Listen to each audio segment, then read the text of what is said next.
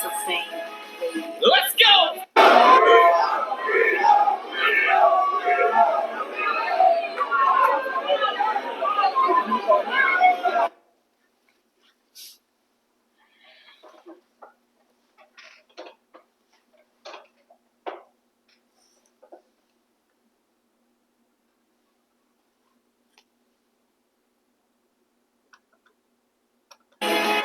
Let's go!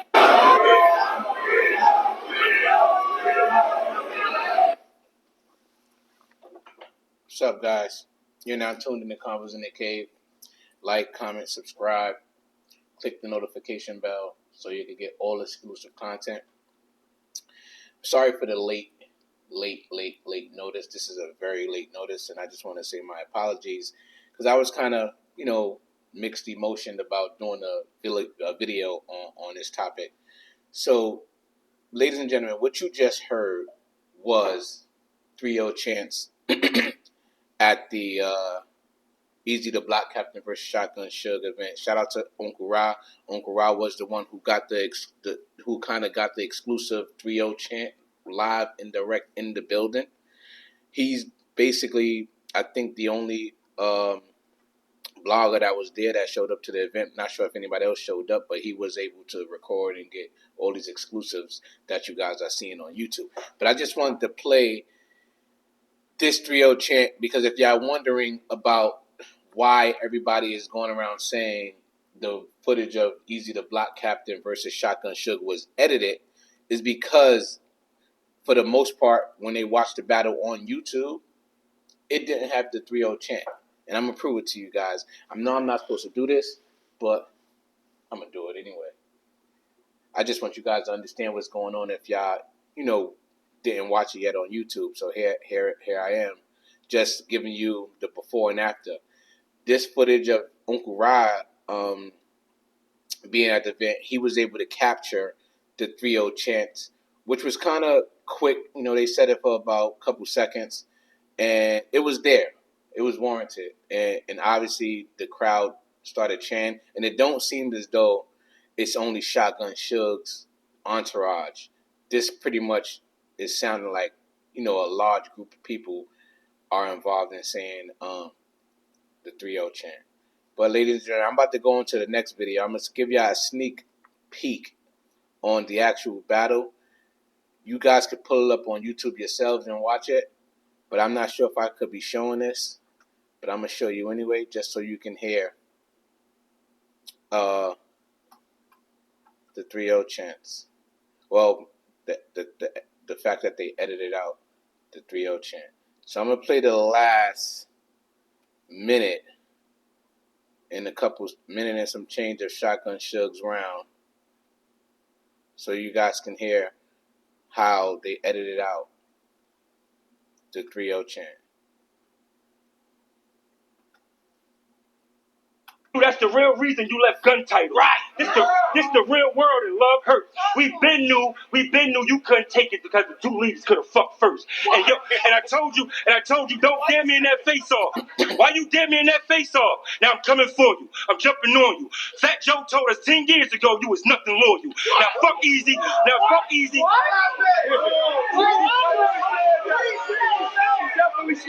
Fat Joe told us 10 years ago she was nothing loyal. Now fuck Eazy, now rim the topic. You greedy, stop it. Because according to you, Fat Joe was a lying piece of shit till you came home and needed profit. They tried to use Pat Blue's influence to feed your pockets. You left your 80% for 20%. Your knees is dropping. How the fuck you named the car read the room and you couldn't even read your options? Hey, oh my God! You couldn't even read your options. Hey, really, I'm disgusted. Hey, Rem, I'm disgusted. Because you came from nothing. You came from hustling. You went from black love to a nigga trying to go viral off your pain and suffering. You know, you heard me? I ain't got no fucking flow.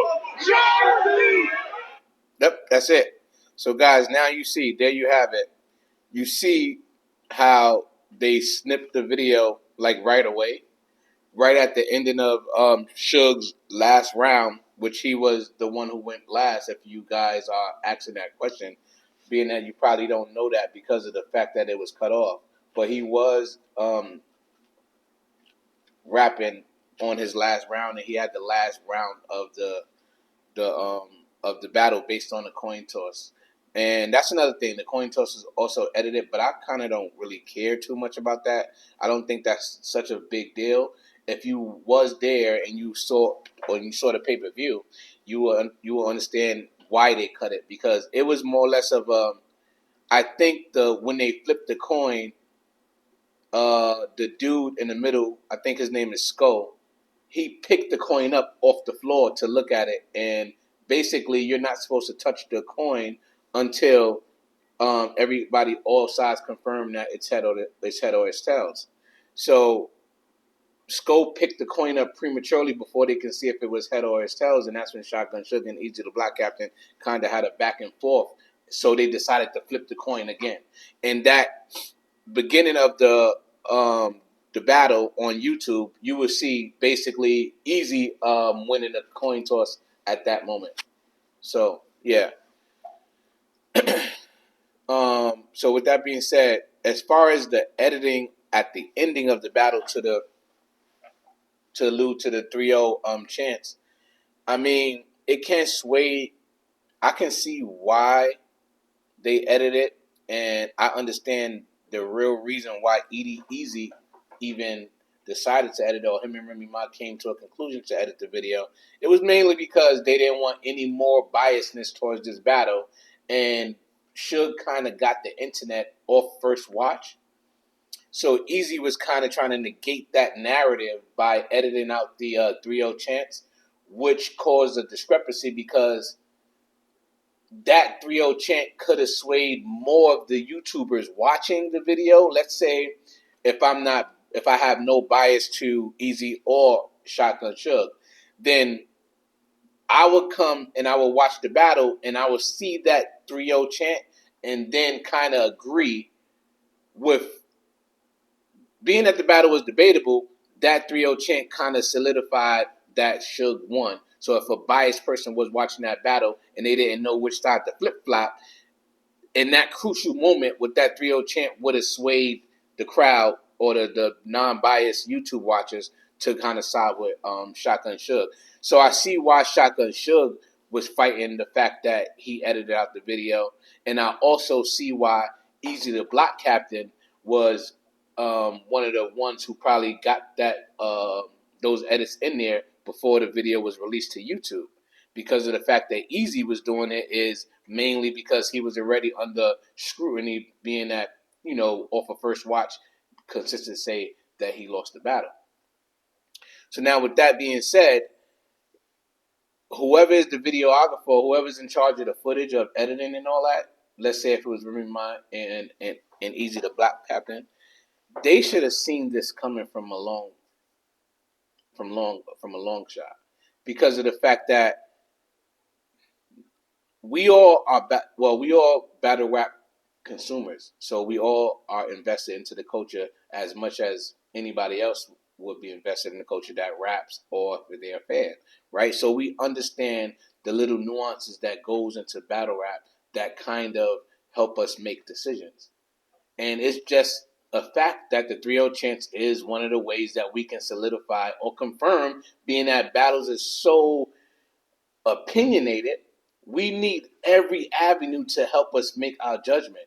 And when you got a competitive matchup as far as Eazy and Shotgun Suge, those small minor details means a whole lot when it comes to judging the battle, especially if it's two style clashes. And when I say style clashes, the fact that Eazy with his reality substance rap and Shotgun Suge with his reality substance rap is more or less of a battle of who reality bars hit more. And in this case, it was Shotgun Suge. So when you justifying these battles, you need all of the criteria to be aligned to come to the conclusion of any kind of recap or prediction. You know what I mean? And this 3-0 chant was important in this battle for Shotgun Suge to solidify the W. You know what I mean? And the fact that Eazy even let that go through with deleting or editing the 3-0 chant out, it alludes to the fact that he's kind of feeling as though he lost as well, and he didn't want it to be kind of confirmed with that 3-0 chant. So I see it from both sides. Do I care? In this case, it's a big deal. I'm sorry, and I don't mean to go on this Eazy rant of keep on talking about Eazy, because I really don't want to talk about him anymore, because I feel like we exhausted this whole battle to its full extent, and the fact that all this new stuff is just coming out every day, it makes it that much worse. And I have to elaborate because I just feel as though my opinion is needed. And I like to watch battle rap and I like to recap on it. So here I am, ladies and gentlemen. So in other news, as far as the battle goes, I watched it for like a fourth time, and I still have 2-1 Suge, possibly 3-0 classic battle. Like I said before, but a classic gentleman's 30, if you understand what I'm saying. And yeah, and that's all I got on that take as far as the video being edited. And tune in. Convos in the Cave. Like, comment, subscribe. Like I said, remember, guys. Please hit the notification bell, because you guys doing that, it just helps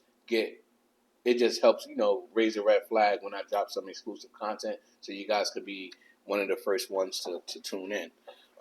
In other news, I want to chop it up and talk about the Cameron situation, the Cameron and Jim Jones. So if you guys are under a rock, right? As far as Cameron and Jim Jones, they kind of beefing because Cameron did an interview with 50 Cent. They said, they kind of joked on, they asked some questions about Jim Jones, kind of made it as though if it was a joke. Jim Jones didn't like the response of 50 Cent or Cameron, so he went on Justin LeBoy's podcast. If you guys are not tuned in, please like, comment, subscribe on his channel. Since I'm like to just give him a shout out. Anybody who I talk about, I like to give a shout out, so that way it won't seem as any of the content that I'm putting out is coming from any malice intentions. So shout out to Justin LeBoy and everything he's doing over there, and he was one of the ones who was able to solidify Jim Jones and get an interview out of him. And he brought up the topic. He brought up the Dipset topic, kind of like go down memory lane on what happened with Dipset. And Jim Jones' response wasn't too fond. And in fact, it was kind of disrespectful because he just threw the Frank stand. As soon as he asked the question, Jim Jones threw the Frank stand at Justin LeBoy as far in reference to Cameron. What Cameron and 50 Cent did in the interview. So when I say through the Frank stand, of course, I'm talking about the SMD word that, I feel like a lot of people use in vain, and that's really kind of a disrespectful term to use. And as far as, growing up in the hood, we just don't randomly just throw the Frank stand at somebody. And like I said, that's SMD. And Jim Jones kind of did that, and I feel that it was a little borderline disrespectful. But in hindsight, Cameron saw the video. He didn't respond to it in such fashion of being disrespectful. He kind of, expressed himself in a better way. I'm going to say a better way. But Jim Jones, if you're listening, throwing a Frank stand at somebody off the rip, it just shows that you're not capable of expressing yourself with your words and getting everything that you need off your chest in the most communicative way, or the most effective way, I want to say. You know what I mean? That's all that shows. When you use profanity and you use SMDs and you just throwing it out there like that, it just shows that you're not capable of having a normal conversation and expressing yourself with words. And Cam, I guess he felt some type of way, but since Cam is on a big platform and you already know Cameron is doing his thing with Mace, they got the It Is What It Is sports podcast. And, being that he's on a different platform to where everything is kind of microscopic, he can't really respond the way he want to respond So he kind of, responded in a mature way, stating the fact that Jim Jones uh wasn't like a close friend, and I'm thinking he's connecting his relationship with Mace and his relationship with Jim Jones, and he's kind of correlating how he grew up with Mace, and Mace is an official member of whatever their friendship is set to be, and Jim Jones, being that he wasn't really raised in Harlem. He lived in the Bronx, but he hung out in Harlem because his grandmother moved there. He grew up as an outsider, basically, and who kind of crawled his way in based on Cameron's success, Cameron and Mace's success. So he's kind of going down memory lane on, how he got in the crew. And Cameron also goes on saying that, you was a nice guy. The reason why we let you in the crew is because of the fact that you had your own crib. So, back in the days, if you grew up in that era, back in the days, if you had a friend that had his own crib, he was a high value friend. And that's what Cameron is expressing. If you guys want to tune in, shout out to Cameron, and it is what it is. Going to, shoot over there, just go get a brief update on what he was saying verbatim. I'm just giving you just a brief, story on exactly how Cam is feeling. So like I said, if you was raised in that era, to have a friend that have an open crib, he's a valuable asset to the clique. You know what I mean? You always want to keep somebody around like that, especially back in those days when selling drugs was the thing to do. You had to get out of harm's way and not get caught. And to use somebody who had their own crib was valuable to you, so you want to put them under the wing and use them going to the house to do whatever illegal, activities that you were doing. Not saying Cameron is doing that. What I'm saying is, growing up in that era, that's what was popular, as far as living in the hood, things of that nature. So he kind of just broke down the fact that you wasn't really a friend. We befriended you because you had your own crib. And also you was a nice guy who was, kissing booty the whole time, trying to get involved with what we were doing, because you saw the fact that Cam and Mace were already rising to the top as far as, the industry goes. So I feel like it was a great response in Cameron, like the way the approach he took. It was kind of respectful as far as, him not using any foul language to kind of, sabotage Jim Jones' character. You know what I mean? So I feel like he kind of won that battle. But then Jim Jones put out a freestyle, and I wanted to go, I wanted to show you guys, and we can, listen to it together if it's up here. He put out a freestyle that I kind of like, and if this goes in that route of making music, I'm all for the rap battle over the beat. I'm all for that, guys. We're here for that. You know what I mean? But if it goes outside of that and it goes into the street, I'm kind of, I wouldn't, pay no mind to it. I don't encourage nobody to go that route. You know what I mean? But I do want them to kind of, put music out dissing each other, because that's what battle rap is all about. You know what I mean? And I'm heavy into battle rap, and I would like to see if Cameron make a song to see if he still got it. You know what I mean? So let's see if we can find this Jim Jones song. Jim Jones response to Cam and Mace.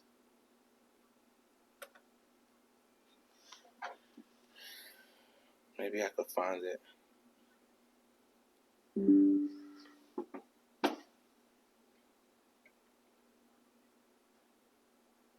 This track. Here we go. Jim Jones fires back at Cameron. Come on, Jimmy Jones. Yes, sir. Let's see if we can I want you to know one thing. Jimmy Jones. Yeah. All right, ladies and gentlemen. So here we are. I'm happy I found it. Shout out to Prophet Muscle. I'm sorry, I'm using your page to listen to this video, but I just want my fans. I just want the fans to see what I'm talking about when we go through this breakdown real quick. So yeah, here we are, ladies and gentlemen. This is exclusive. Jim Jones firing back at Cameron. One thing that Cameron said that was funny to me in his rant on Jim Jones, he mentioned how Jim Jones never was a rapper, and Mace taught him how to rap. You know what I mean? And that's funny to me because it just alludes to Cameron's point, and I'm not choosing sides, but it just alludes to Cameron's point because Jim Jones says something in here that's a good, that's a good retaliation bar, and I kind of find it funny too. So that's why I'm happy that he's going the music route, and hopefully we get some good content, good music out of this whole back and forth. So yeah. You gotta remind them who you are. Remind them who you are. Remind them you a star. Remind them. Niggas play with your name, then you remind them who you are. I'm just trying to tell my truth, but niggas is lying on my guard. I done put so much work and I could have died on the job. I really been in kitchens with chickens when niggas frying up the heart. I've been in powwows with. So Mace, so right here, Jim Jones is just basically telling Cameron, I've been, he been like a ride or die, and he been in the streets, and he been kind of protecting them back in the days when they was, coming up together. He's just saying he's basically solidified in the streets. So that's where he's kind of, kind of responding to Cameron in rap form. When he screamed Lottie, I done walked out my building and I seen bodies. I've been in court the days looking like he seen Gotti. And all my niggas do their time, my team body. All right, so he said all his dudes do his time, his team body. So Cameron went on his podcast and he expressed the fact that everybody who Jim Jones associated himself with got some type of jail time. And he's saying if you capo and you the man, you should be putting your peoples on with jobs. They shouldn't be in the P-Now system. If you on, you solidified and you did everything legit, your people should reflect, your success basically. So that's what he's saying. So and Jim Jones is responding that, basically, all his dudes he's just basically confirming what Cam is talking about. So I don't understand why he even mentioned that in right in this piece right here. Do they time, my team body. See, so you see it? You heard him? And all my niggas do they time, my team body.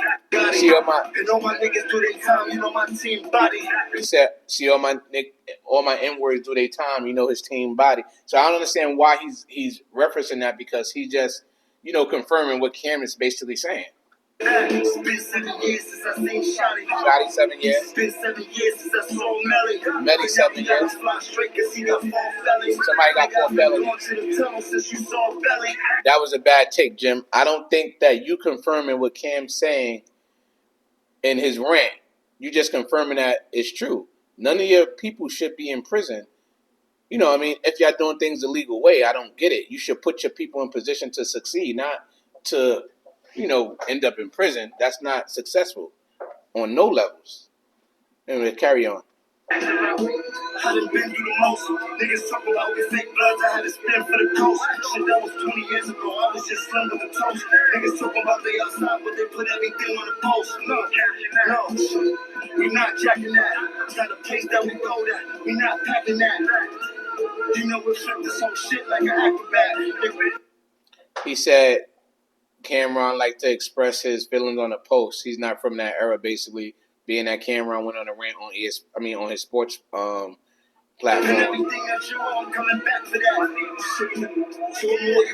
Hold on. He said, hold on.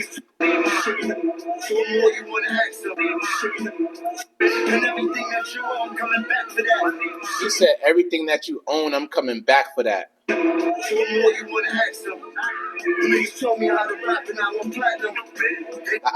I like that response. He said, this was a good one. Niggas told me how, so he's confirming that Cam is right that, Mace told him how to rap. So Jim Jones' response was, niggas taught me how to rap and I went platinum and then an ad-lib stupid, got him.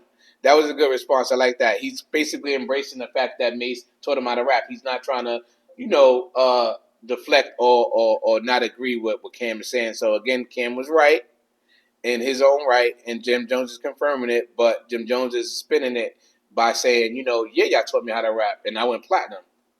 Dummy, okay, what's next? I'm supposed to learn from the people who I surround myself with, you know?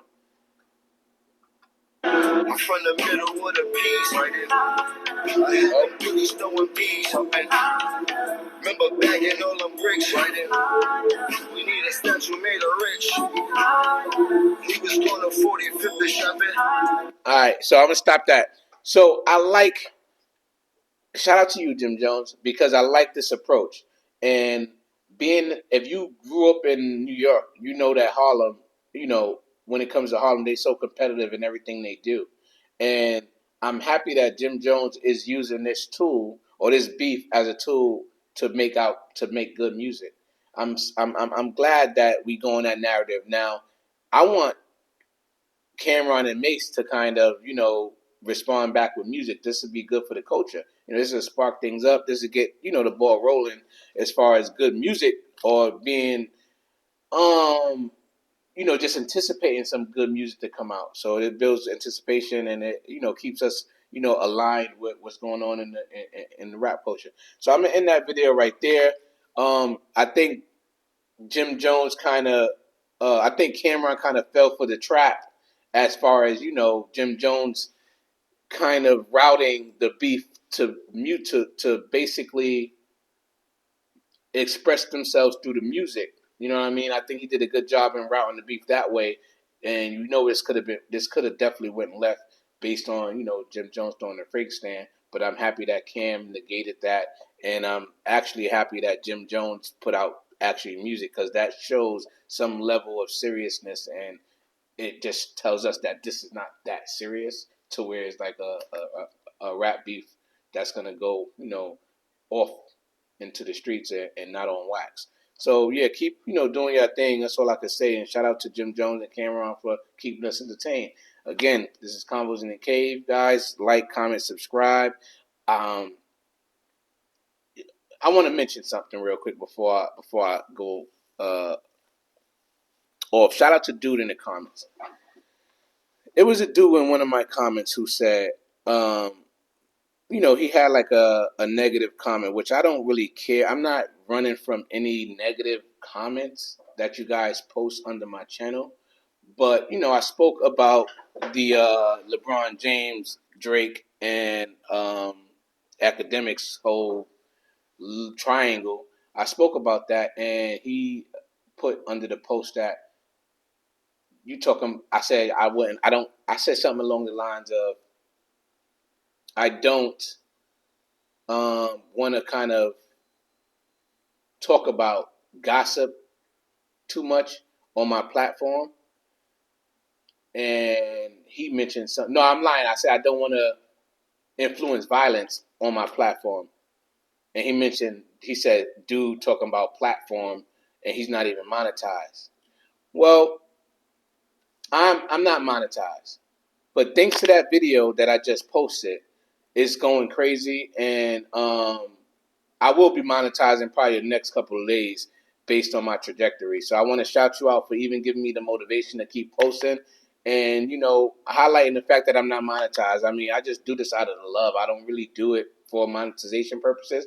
I just do it because, you know, I feel like people like us should have opinionated, you know, voice, and we should be able to express it on YouTube. So I'm using the platform to do exactly what I want to do and give my opinion based off of what I say, and not listen to a whole bunch of other people have their own critique and opinions on the same topics that I look at every day. So yeah, shout out to you, my boy. Keep commenting. I'm keep talking to you, and I'm not gonna disrespect you. I embrace everything that you have to say. I embrace criticism. I embrace support. So, you know, keep doing what you guys do. Convos in the Cave, man. We out.